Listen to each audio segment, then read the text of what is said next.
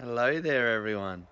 As I was about to send out this email news, I thought you might have heard from us a fair few times, but you might not have seen my face or or seen what's going on. So it just seemed like the right thing to do to fill you in. I wanted you to see how many more grey hairs I've got, how much older I'm looking. My hair has always been a rat's nest. Don't worry about that.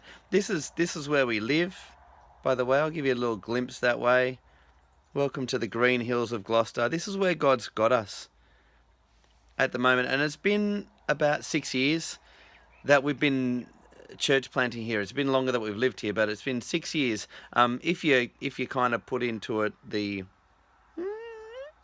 ups and downs of church, this may be 3 years into our second iteration of church, but 6 years since we opened the doors and said we want to provide a place for spiritually homeless people to have a conversation about Jesus that doesn't have to look like a traditional church structure. That was our heart, and is actually still our heart, is to do that.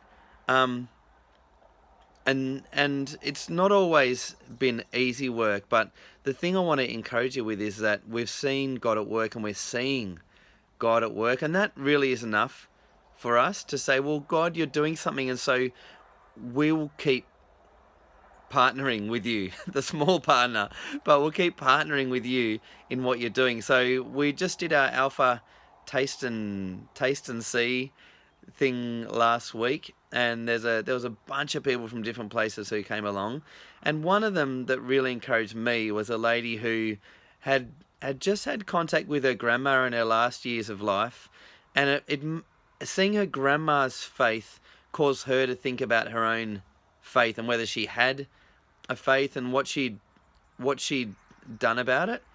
And so she had these questions going through her mind about, like, what is my life on about? What is my purpose in life? And God just kind of brought her to us through friendship.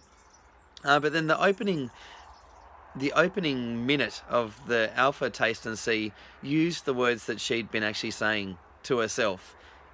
Have you ever thought about what the purpose of your life is? And it was such a God kind of plonking coincidence, or what some people would call coincidence, down in her lap, that we just thought, well, this is all right. This is it's enough to just be doing what God wants you to do and being in the right place to be used by Him. Sometimes it's just hard work, and faith and life are just hard work. And so part of the journey for us has been that, just realizing that there's hard work to do, and if we're willing to do it, that God's work is never wasted. And so we want to thank you for your partnership with us. Some of you have been in partnership with us prayerfully, or just staying informed and encouraging us, or giving in some way, since before we came to Gloucester. So, about 10 years. Eli's now 7 years old, if you can believe that. Zave's in year 6 and he's almost 12, and Sammy just turned 9. So we've done a bit of life here. And we're still excited to be here doing what God wants us to do. We've had a couple who have, I guess, really joined us at a more core level recently. They're involved in a few different places, but they're really walking alongside Sarah and I in an encouraging way. Their names are Bob and Kim.